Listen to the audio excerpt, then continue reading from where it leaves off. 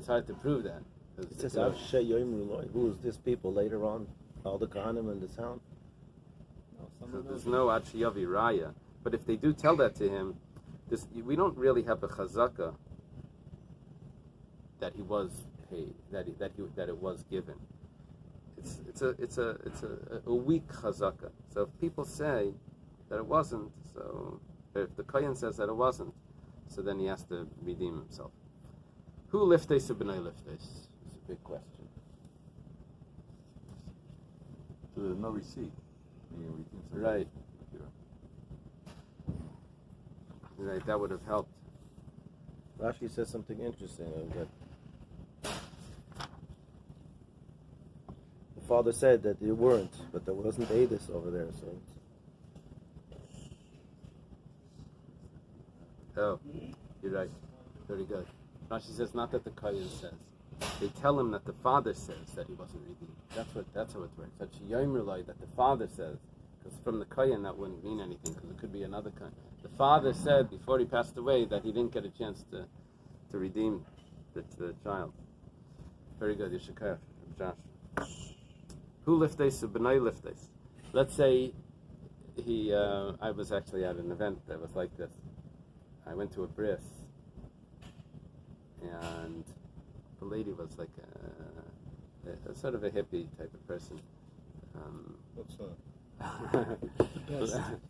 And at this, at the bris, Hip hip hooray. At the bris, there was another friend of hers that was there. Was married, I think, to a non-Jew, and who had the baby at the same time, and they were friendly because the midwife or there's something, and they came to the bris, and at the bris, the male says, "We're very lucky. We have another baby here that's a Jewish mother. We're going to have another bris right here."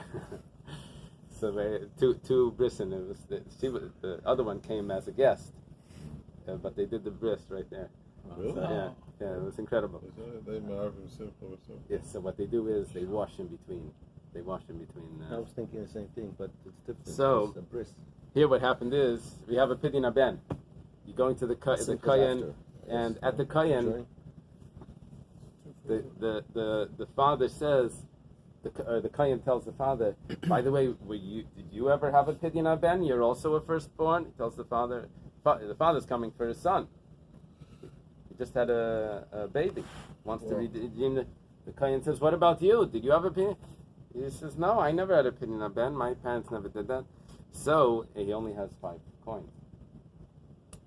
So does he do himself or does he do his son? It says, Hu Kaidim Livnai. He does himself. He redeems himself before the son. Rabbi Yehuda Aimer, Rabbi Yehuda says, B'nai Kaidmai. Rabbi Yehuda says, no. The son comes first. Shemitzvasoi alav him. Umitzvas B'nai alav. Because the father, that was supposed to be done primarily by his father, and he's not here. The primary obligation right now is on on the fellow that came, the father, to do his son. So we do what the primary obligation is right here. Who said the father's not here? We're going to see. It's very revolutionary. We're not talking about the father's here. Itmar. You'll see Rabbi Yomi is going to come in and change it. The problem is, let's say, for example, after the father were to die the next day, the son could always redeem himself. But the father, no one can redeem the father. So really what if the son could die too? Really, but then the father can redeem Really, the priority should be. Father could redeem it after he died. Yeah. 2 minutes ago. Very good point. So really, the onus should be on the father first. Actually, I don't know if that's 100% true, because let's say he passes away and there's an estate. Did we learn that there's an estate that has to pay for pidyon ben? Well, we had 5 things on it. Whether it's nechasim or whether it's Yerusha, of course. So the estate should pay. No, the estate was paying have money? for the son, or the estate was paying for the father. What was the estate paying for before? Okay, let's go further. Itzmar, there's a statement of Amirayim. We took this for granted the whole time, but now there's actually a machlekes Amirayim here. Someone redeems his son, but it's too early. Rav Amar B'nai Padi, Shmuel Amar Ein B'nai Padi. It's a machlekes Rav and Shmuel. Where are the charts? Rav and Shmuel, first generation, very early machlekes. If Ravashi is down on the bottom here. Ravashi.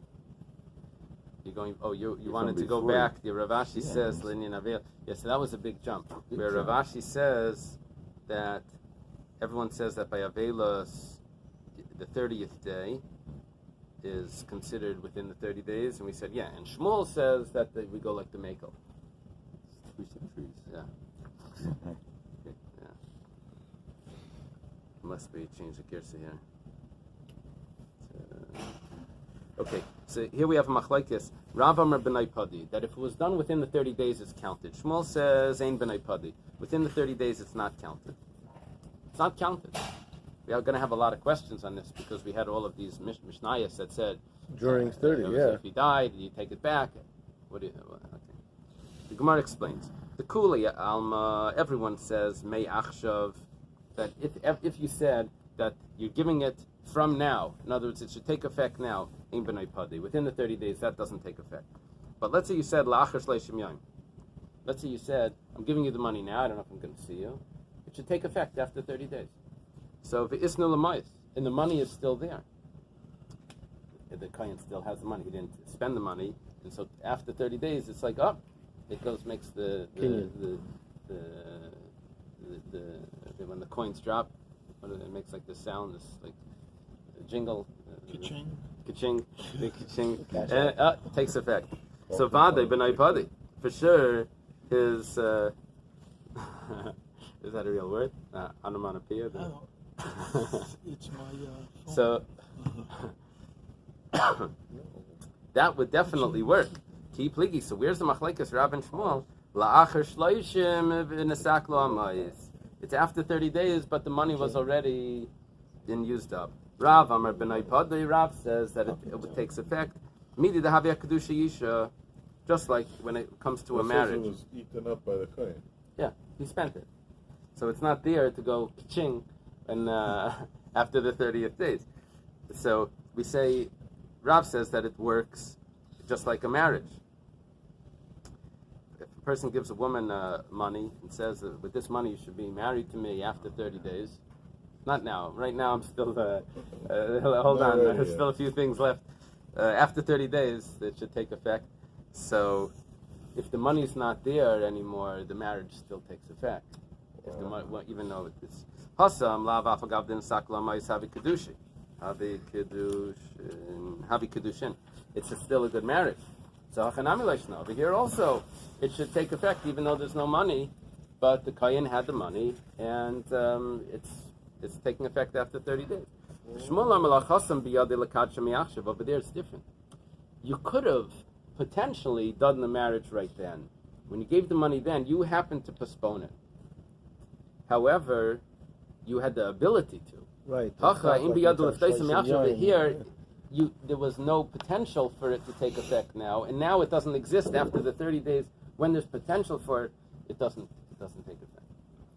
The Gemara now says, "Rafagav the Kaimalan the Kol Hechid the Pligi Rav Shmuel." This is incredible. Such a strong rule here. Anywhere where there's a machlekes, Rav and Shmuel, we always hear this. Hilchas HaKarav B'Yisurik Shmuel B'Dinei. The halachas like Rav by ritual law, and the Shmuel by monetary law. But Hacha Hilchas HaKarav say the Shmuel. Nevertheless, here the halachas like Shmuel, even though this is considered ritual law. I'm a little surprised because this could be. Why is this considered? This could be monetary. I don't have to say that I'm going like Shmuel. I don't have to say that even though I should go like Rav, I'm going like Shmuel. I could say, this is monetary law. He owes the Kohen. But I don't know why the Gemara has to do that. Is there a comment in your Gemara? Why does the Gemara have to make it like this is an exception? The Gemara could just say, this is the case. This is a monetary law. He owes the Kohen. No, it's an interesting way of putting it. That to me, that means that it's dinei. The Gemara is making it like this is an exception to the rule. Because I think this is one of those debts that the Torah created. Did I say bracha? I didn't drink. I didn't hear bracha. Amen. Only the group. Oh, could they say the difference? Yeah. You're Yeah. looking for the difference between Kiddushin and the Pidyon? Is that what you're looking No, for? we're looking for. We're But still it talking says opinion stuff. that the halacha is normally like Rav when it comes to ritual law, and like Shmuel when it comes to monetary law. But here we're going to make an exception, and we're going to paskin like Shmuel, even though it's ritual law. I'm just asking that why doesn't the Gemara say it different? Why doesn't the Gemara say we're not making an exception here? This is a regular case of monetary law, and we go like Shmuel. This isn't a monetary issue. What Torah is So that's what I he's saying. said. Right. Okay. Have as much money involved. in It's doing a more mitzvah. ritual than anything. What do we know? Yeah, they're saying, because I don't know where this comments come, but saying that the woman who you're doing Kiddushin, you can already do the Kiddushin now, even though you're postponing it. Right. But with the Pidyon Aben, can't. within the third, you can't. Okay. So it's not the same situation. Right. Okay. Now we're going to have two questions here on Shmuel. Tanan, it was taught in the Mishnah. Meis b'toich lamed yom. If the child died within 30 days, afal pishin nasan lakayin yachzer loy chamesh shlan. Even though the money was given, he has to return 5 coins. Gemara's medayik. Taima de meis. Why does he have to return it? Because he died. Haloi meis, but if he didn't die, b'noi padai. That means it works. It's a raya to Rab. It's a kasha on Shmuel. Very strong. Gemara says, "Hachamai skinny this milamais." The whole machlekes was only when the money was spent up. But here, the money. Who says the money was spent? Maybe the money's still there, and it takes effect. We said that everyone agrees. Shmuel agrees that it works if the money's still there. Next case. Tashima, it's the same sort of thing. The cheskah shaloi nifta, ad shiyavi raya, it's supposed to be, until he brings a proof, shenifta. We're talking about within the 30 days. Within the 30 days, it's assumed that the child wasn't redeemed until there's a proof that he was redeemed. What do you mean? Proof that he's redeemed. According to Shmuel, he can't be redeemed. The Gemara says, over here also, same answer. The money still exists. Shmuel agrees that it could be redeemed. Tani Tana Kamed Rav Yehuda. Paidas Benai. There was a student that taught in front of Rav Yehuda. I don't know if we have a rule whenever it says Tani Tana, but it's Rav Yehuda's Rav Yehuda from Pumpadisa. The Hapaidas Benai B'Toich Shleishim Yaim Benai Padi. If someone redeems his son within 30 days, it works. Amalei. So he responds to this Tana. Shmuel Amar Ein B'nai Padi. Shmuel, who happens to be his teacher, he says in the name of his teacher, Shmuel says that it doesn't take effect. V'at Amrit B'nai Padi, and you say that just automatically that it's you just say straightforward that the child is redeemed. The Gemara says V'afagav the Kaimel and Karav B'Yisuri K'Shmuel B'Dinei Hachle Hilchasa Kavasei de Shmuel. Is that strange that it's repeating this? Yeah, because this is the story. That So made what's that. the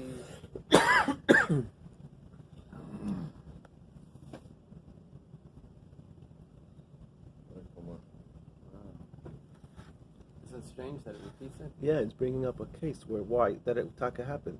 I think the Oh, answer- that was part of the discussion. It's repeating it because of the discussion. Because he said it.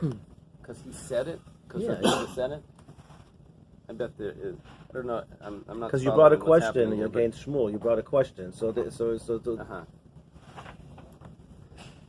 Okay, let me go down. Let's try to get to the Mishnah. Very interesting case. Who liftes of V'nai liftes who kaidim livnai.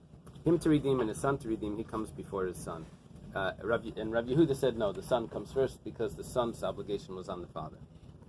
Machlekes Tanakam and Rabbi Yehuda. Tana Rabbanan was taught in a brisa. Who liftes of V'nai liftes who kaidim livnai. The Tanakama says that the father and son need a redemption. The father's redemption comes first. Rabbi Yehuda Amir B'nai kaidmai. Rabbi Yehuda says the son comes first. Shemitzvah sayalav v'mitzvah b'nai alav, because the father's obligation was on his father who's not here. The son's obligation is on the father, and here's the father, so redeem the son. Amar Rabbi Yirmiyah. Rabbi Yirmiyah says it's not so simple.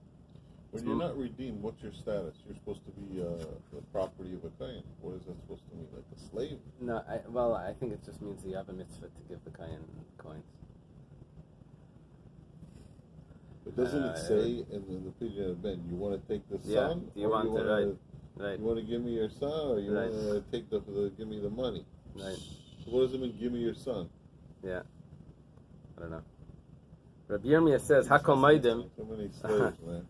everyone agrees, Heichad Leka Lachamish Slaim, listen to this. If there are only 5 coins existing, Hu Kaidam Lupnai, the father comes first. The father comes first. My timer, what's the reason? The mitzvah didei adif, your mitzvah comes first. First put the mask on yourself, and then assist the other. Ki plegi, where is the machlaikas? When is the machlaikas? You have 5 coins, but you also have another property that you happen to have sold already. And is there a lien on that property coming from the kayan that you never redeemed yourself? Rabbi Yehuda savar milvak suva b'tayra k'ksuva b'shtar damya. When there's a debt that's in a document, you can collect from that document. You can take from the purchaser of the property and say, 1 second, I had a debt before that preceded your purchase, so I can take it away. And Rabbi Yehuda holds that a debt that's written in the Torah, Rabbi Yehuda is the Tana, Rabbi Yehuda, Rabbi Lai. Rabbi Yehuda holds that a debt that's written in the Torah is like you're coming to him with a document. You open up a Torah scroll and you say, look, my 5 coins precedes your purchase. V'didei ozol v'tarf m'mashabdi. From the father's obligation, you go back and you take from the property that was sold. And for the child, you use the 5 coins. It's possible that the sale was done before the child was born. So you can't get, that obligation doesn't go back to the purchase, doesn't precede the purchase. But the father couldn't have sold it before he was born. That's impossible, right? So the father definitely sold it after he was born, so he can, the Kayin can take that away. But Rabbanan Savri, the Rabbanan hold, Milva ksuva b'ter lav k'ksuva b'shtar damya. The Kayin has no rights to take away a property from a purchaser. Hilkach mitzvah didei adif. I'm only left with 5 coins, and I can only do one thing here. I have to do the fathers, not the sons. Okay, let's leave this. This is good. What is your Yirmiyahu? So there's 2 Rabbi Yirmiyahs.